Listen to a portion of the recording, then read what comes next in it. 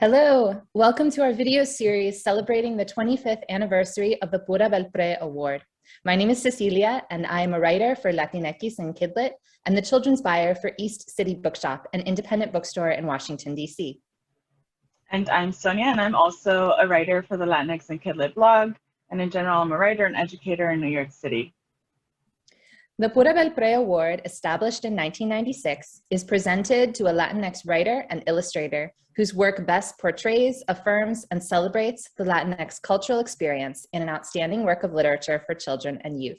It is co-sponsored by the Association for Library Service to Children and the Young Adult Library Services Association, divisions of the American Library Association, and the National Association to Promote Library and Information Services to Latinos and the Spanish-speaking, an ALA affiliate.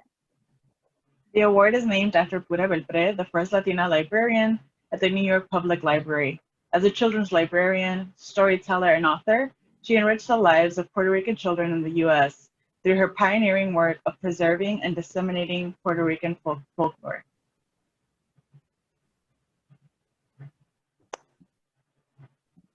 Today, we have two amazing Belpre Award-winning writers with us to talk about their work.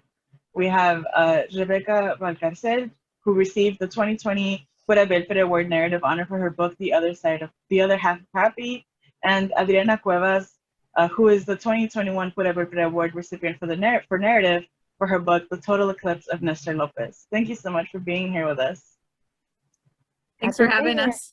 Yeah. We'll get started with the first question, which is about the Pura Belpre Award. So we're celebrating the 25th anniversary of the Pura Belpre Award. Maybe we'll start with you first, Rebecca. What does this award mean to you, or why do you think it's special? It is so important. You know, the award has brought attention to so many books and Latinx literature in general.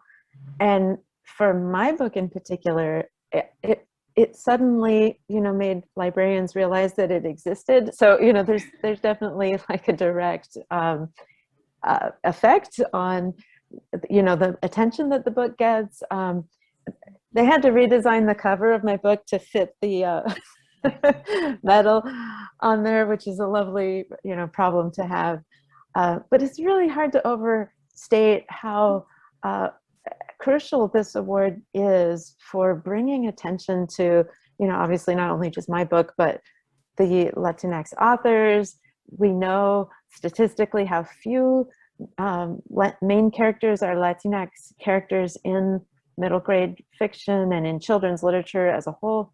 And so the award is an important part of, you know, pointing to some books and parents, librarians, they really feel, I guess, pointed in the right direction by awards. And so this particular award has done so much to just open that up and bring that attention. And it means the world to me, just as a personal honor, like to join the ranks of some amazing authors and books. So yeah, it's pretty awesome. Thank you. That's great. Adriana, what about you? Why do you think this award is special, and what does it mean to you? Well, I think it's like what Rebecca said. It's special because there's so many people who look to those award lists to fill their libraries.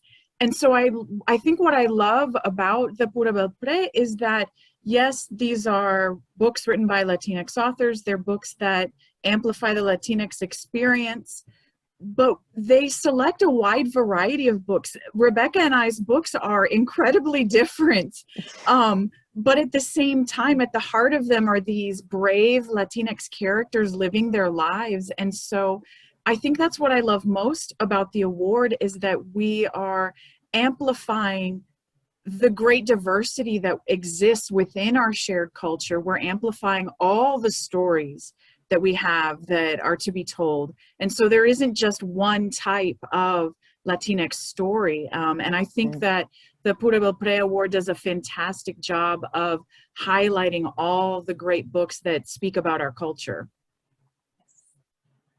Yeah. Mm-hmm.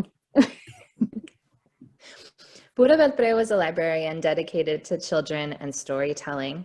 Why do you think it's important for today's children to have stories about the Latinx experience told by Latinx authors? Adriana, do you want to go first this time? I think for me, I mean, her work was incredible because what it says to me is that it's telling children that they are allowed to take up space, that they're allowed to take up space in society, they're allowed to take up space on the bookshelf, and that they can speak their truth and their stories and that they matter. And so I think that we had a librarian who was so passionate about making sure that the bookshelf reflected the lives of her, patrons. I think that, that's a goal for so many of us as authors, is to make sure that our stories are reflecting the world around us. And so to have such an important figure like Pura Belpré, who made that her mission and really told kids, yes, your stories matter, that's incredible. That's something I think that is a bucket list dream goal for all of us as storytellers. Thank you. What about you, Rebecca? What do you think? Yeah, the importance for today's children to have stories about the Latinx experience told, particularly by Latinx authors. Yes, and we do have authors who are not Latinx sometimes taking up that story, but I think more and more people are realizing the nuances and the specificity that can come from truly the Latinx voice telling its own story and the value of that. But yeah, I was in college before I read a single book that starred a Latinx character. And like so many people, it was House on Mango Street by Sandra Cisneros, our queen of, of Latinx literature. So seeing yourself on the page, obviously hugely important, and feeling invited to the table, invited to society, feeling that these characters that look like me, that talk like me, are, they count. They actually are important enough to be on that bookshelf, like Adriana was saying. And, the psychological impact of seeing yourself on the page has, psychology tells us how powerful that is and how affirming that is, and that it does bring to the child the permission to be yourself, permission to shine, and to bring your whole identity, not just an altered one, but your full identity to this world, to school, to your job.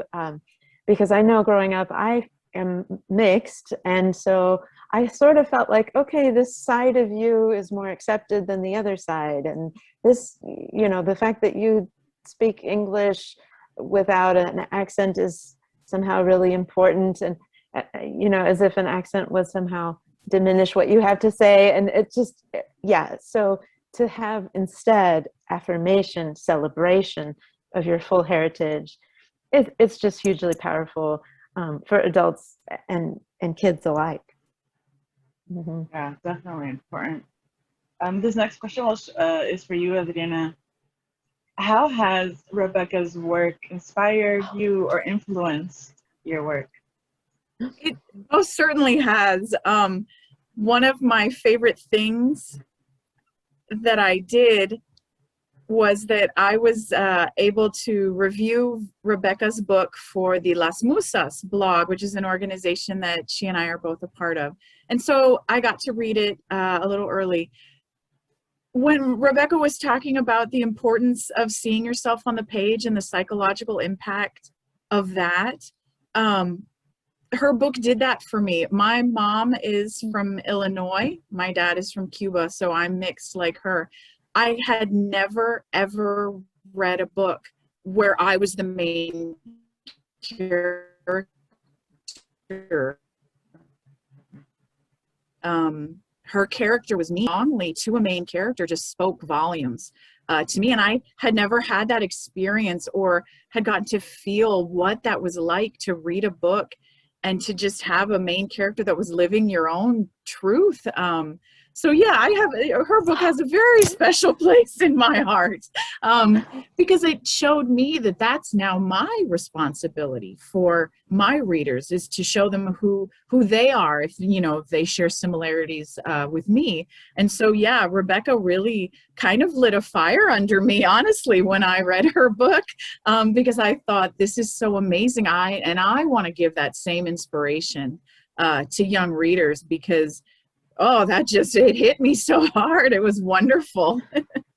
Ah, I'm blushing over here. Thank you. Nothing makes me happier. Wow. Oh. So both of you write middle grade, but as you alluded to earlier, your books are very, very different. And between you, you've covered a whole range of genres within middle grade. The other half of Happy is realistic fiction. Adrianna, your debut had fantasy, magical realism elements. And then your upcoming book, Cuba in My Pocket, is straight up historical fiction. For a very long time, it felt like in children's literature, a lot of the books by Latinx authors really did kind of focus on that realistic kind of storytelling, but now we are starting to see a much wider diversity of genre and style.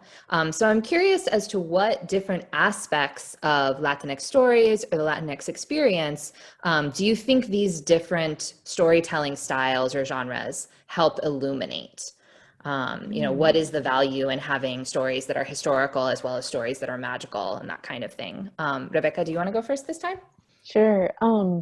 Yeah, I love that we're starting to see like Latinx horror, Latinx fantasy, and just the whole range. It's just expanding that same like permission to inhabit all the places and all the spaces, and not be pigeonholed. And Adrianna referred to earlier, like the diversity within the diversity, that you know, not everyone is a first generation immigrant, and yet we're still part of the community, you know.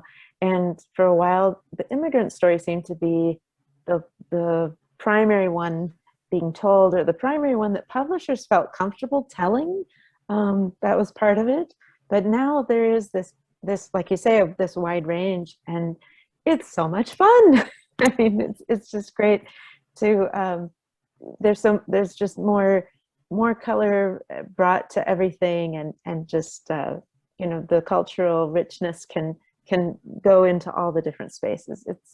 It's really exciting, and I think kids are, you know, kids love all the kinds of literature, and so the Latinx experience needs to be in all those kinds. Mm-hmm. Adrianna, what about you? I think for me, I like that we are kind of expanding the genres of what Latinx books are, you know, being told, what stories are being told. Because like Rebecca said, our readers read all kinds of stories, so we might as well present them with all of the characters that, you know, reflect them in those stories. Because I think too often we were relying on just telling stories that reflected our pain. And I think kids, you know, yes, their experiences need to be elevated, their experiences need to be validated, but at the same time, what kid doesn't want to be the hero of a story? What kid doesn't want to go on adventures? And so I think that, you know, while we do need to be showing our readers that the things that have happened to them are valid and real, you know, we also need to be looking forward and inspiring them and letting them have fun more than anything. And so, yeah, I'm delighted that we are seeing all sorts of genres reflected in Latinx literature. For me personally, you know, I started off with contemporary fantasy because those were the types of stories that my son liked. I switched to historical fiction because I wanted to honor my dad's story and his history. I will immediately switch back to contemporary fantasy because that's what I love. So the variety that kids have available to them just makes me so excited because, like we said, they like all kinds of stories. So let's give it to them. Yeah, that's awesome.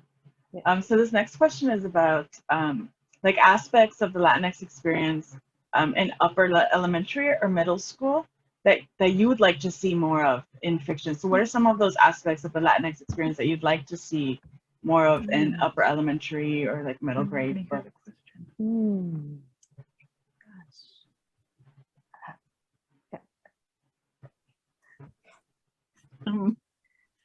Well, I think like what comes to mind, like you said this, Adriana, like more joy, right? I feel like that's what like elementary and like middle grade might be, like the middle grade age might be like about just finding that joy and just being Yeah. happy and being a child.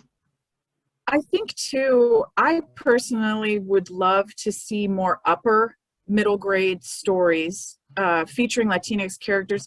There's a big jump these days, I think, from middle grade to YA, because YA has started to skew older. And so it's almost like that 8th grade, 9th grade, 10th grade experience isn't really being shown. Like, we're not concerned about college yet. Like, we're just dealing with like acne, and maybe we have a crush on the person next to us, and like, oh my God, I have a huge high school with lockers and all this, you know, there's a ton of stuff that would be fun to talk about. I think it would be hilarious to do, like, I can't even imagine first dating experiences with Latinx abuelos kind of hovering over you, because mine always were. I mean, every time I walked into their apartment, it was like, do you have a boyfriend yet? I'm like, not really. So yeah, I think upper middle grade, I would absolutely love to see more upper middle grade with Latinx characters. Yeah, I have to agree there that there is a gap in all fiction, and especially Latinx fiction.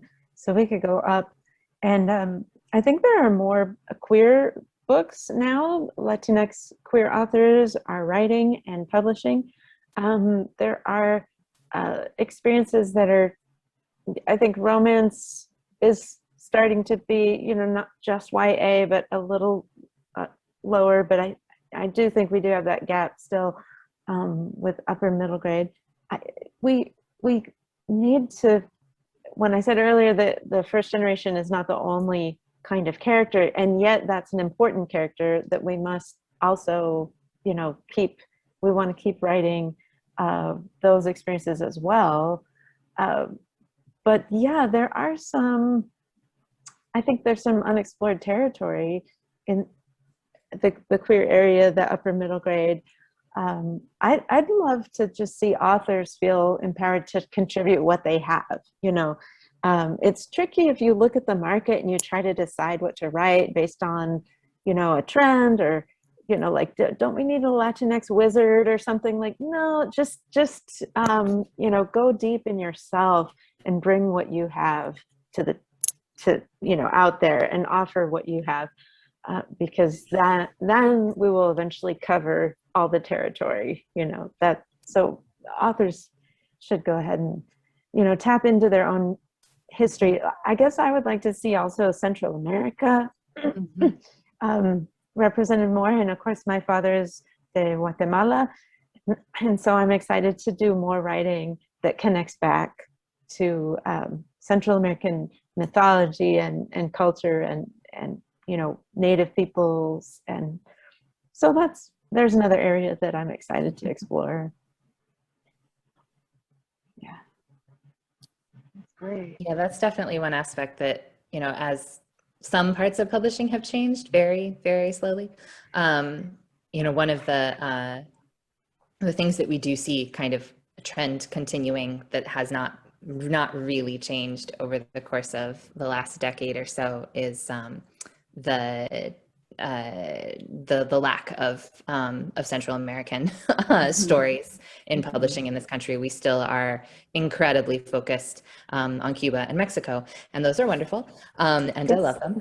And Puerto Rico and Dominican Republic have definitely like poked their noses up and be like, "Hi, we're here." But Haiti as well. But Central America is you know, where I live in Washington, D.C., that's where pretty much all of my students come from. It's Honduras, it's Guatemala, and it's El Salvador. And that is what is represented. And I think that it's important for publishers to recognize that that not all aspects of the Latinx experience are the same culture to culture, that there are, you know, big differences, whether that's in food, whether that's in language and vocabulary and usage of Spanish or native languages. And so you can't simply expect a kid whose family is from one place to pick up a book about somebody connected to a different one and automatically feel that connection. You know, there'll definitely be some aspects that ring, you know, that relate, but not everything. And as Adrianna says, you know, the kids deserve to see their experiences validated. So we definitely agree. Thank you both so much. This has been absolutely lovely. We usually like to wrap up with asking you to tell us something that you're reading right now or have read recently that you'd like to spotlight for viewers watching this video. And that can be a kid's book, that can be an adult book, whatever you like. Well, I am about to I'm going to try to be writing a novel in verse. And so I have been looking at novels in verse. And of course, I have to say, Land of the Cranes, you know, which is getting lots of lovely attention, Aida Salazar, and another Las Musas, and our organization there mentioned again. And also non-Latinx books too, like Alone, I'm in the middle of, by Megan Freeman. I still haven't read Jacqueline Woods, Before the Ever After, so that's on my list. But I have to shout out some more. I just ran to my shelf when I knew that this question would be asked, and I was like pulling fun books off. I love Lupe Wong Won't Dance, also a Pura Belpre honor this year, and just so many others. I only recently read How to Make Friends with the Sea, and it was so much fun. Tanya Guerrero, yes, and another Las Musas. So yeah, I got very excited about that question. And I'm trying to read a lot, but especially novels in verse right now, and Latinx novels in verse. So I'm so glad, Rebecca, you're like me. People should know better than to ask me for book recommendations, because I'll just all day, here, well, this one. But the two that came to mind are ones that are going to be released very soon. The Barefoot Dreams of Petra Luna by Alda Dobbs I personally love it because diving into historical fiction was something new to me when I wanted to talk about my family, and Alda did the same thing with her book, and it's a beautiful book, and the author's note at the end is incredible, where she ties the story to her own family. And then, because like I said, I'm a contemporary fantasy geek, Loteria by Carla Valente is amazing. The ending, like, most of the time endings of books don't really surprise me, but the bravery I think that Carla had to end the book the way she did, to say no spoilers, I absolutely loved it. And then since we've been talking about the lack of Central American books, and I agree with that totally, an author whose books that I'm dying to see on the shelves, who we will see them soon here in a few years, is Peter Lopez, whose family's from El Salvador, and I am absolutely excited to see more stories from El Salvador on the shelf. So I'll be looking out for Peter Lopez's books for sure. Awesome.